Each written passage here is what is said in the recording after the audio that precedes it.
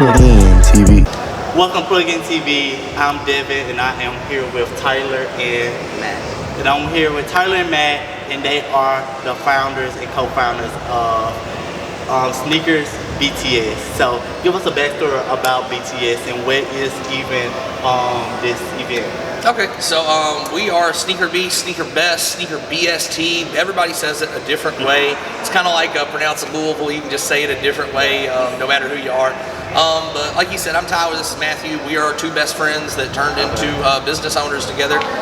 We were working factory job. We had noticed that there was a void for events like this, you know, celebrating sneakers and fashion. And we had kind of said to each other, like, hey, you know, let's get something going. You know, let's do one of these markets here in our town. We're from the Louisville area, and we finally decided to put our money where our mouths was and decided to do an event. And that's how we got to where we are today. Okay. And so, with that being said, I know you touched on fashion. What do y'all have to say about fashion if y'all consider to be in the Midwest, in Kentucky?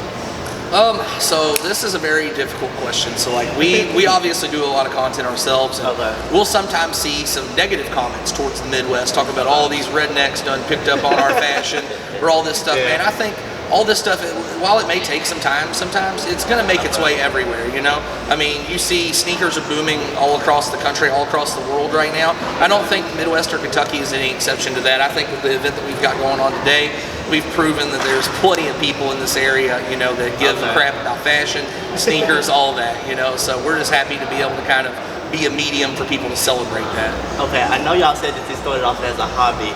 Is it something in like the near future that you guys feel like y'all could possibly see BTS going? So right now we're currently in either 9 or 10 different cities. I forget.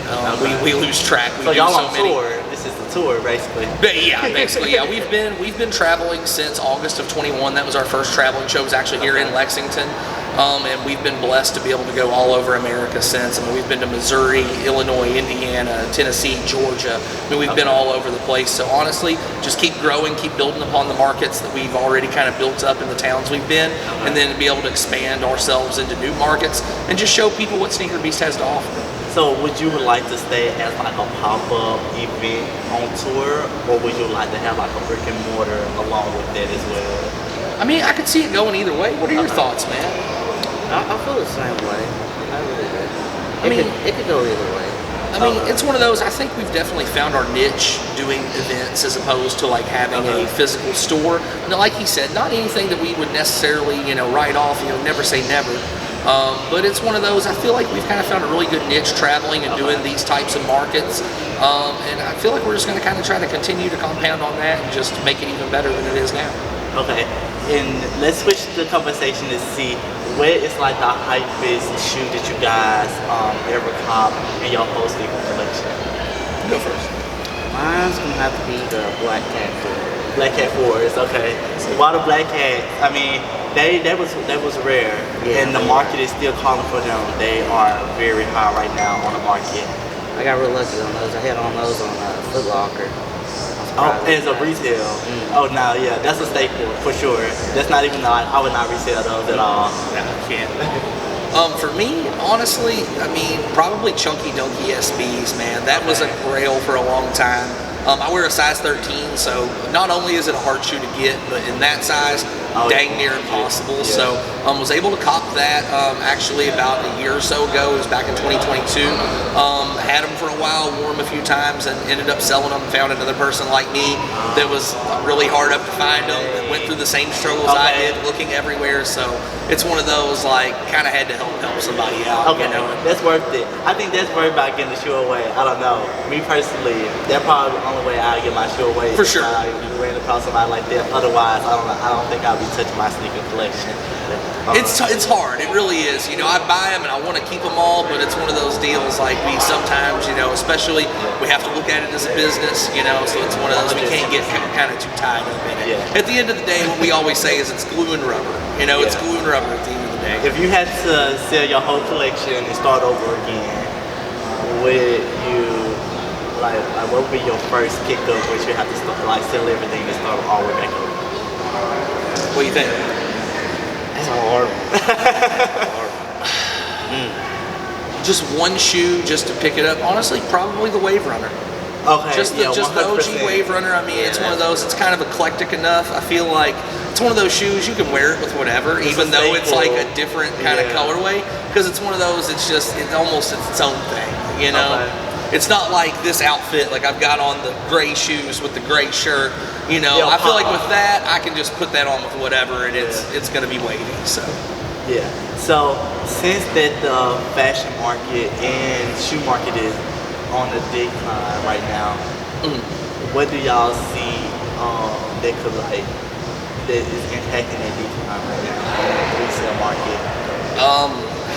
I think a lot of it is just, I think the recession. I think that's one thing. I mean, we are obviously in an industry built on excess, so that whenever times get hard, the first thing that people stop spending money on is excess things they don't absolutely have to have, you know? So having 100 pairs of shoes isn't obviously a necessity. I think that's a lot of it, and I think generally just the buzz around shoes, you know? Everything ebbs and flows, you know? So I think naturally what goes up must come down and vice versa. So, I mean, while the sneaker industry is a little bit kind of topsy-turvy right now, I would say just kind of stay with it, you know, hold the line, and I think it'll be fine. Yeah, 110%. I definitely agree with you on that, because I even scare back on like buying shoes right now. It's just not even a time for it. Well, a lot of it, I mean, you'll see these shoes. I mean, for example, I went to JD recently, and I saw Pandas on the shelf, retail of $115. I checked market's $100. So you got to think you're already sitting 15 under retail just on the aftermarket. So what I think a lot of people are finding is it's cheaper to literally go get the shoes at a Snkr Bst or at another event like us, because the prices are better than what they are at the store. So I mean, how can you not beat that? Yeah, that is true. So since we're talking about sneakers and how you guys got into it, what was your first pickup that you knew for sure that you was like sneaker game for a long time? Easy 350 without question. Without question. Grabbed it and it was literally off to the races. Like the whole resale thing clicked. I saw the value in it. It was like just, oh, okay. I mean, it was instantly like just boop. Okay. Is there any celebrity that you would have to collaborate with on a sneaker deal or like a sneaker event? Which is the one celebrity which y'all want to work with? I mean, I think you know the answer. I mean, it's got to be Jack Harlow. Man. I mean, Kentucky guy. We're from Kentucky. I mean, it's only right. Yeah, that's what I'm saying. It fits like a hand in a glove. Yeah, I mean, hey, Jack Harlow, if you ever watch this, hey, tap in with them. Hey, Matthew and they really want to work with you. For sure, for sure. Yeah, nice talking to you guys. This is Plugged In TV. Thanks for staying plugged in with us, and until next time.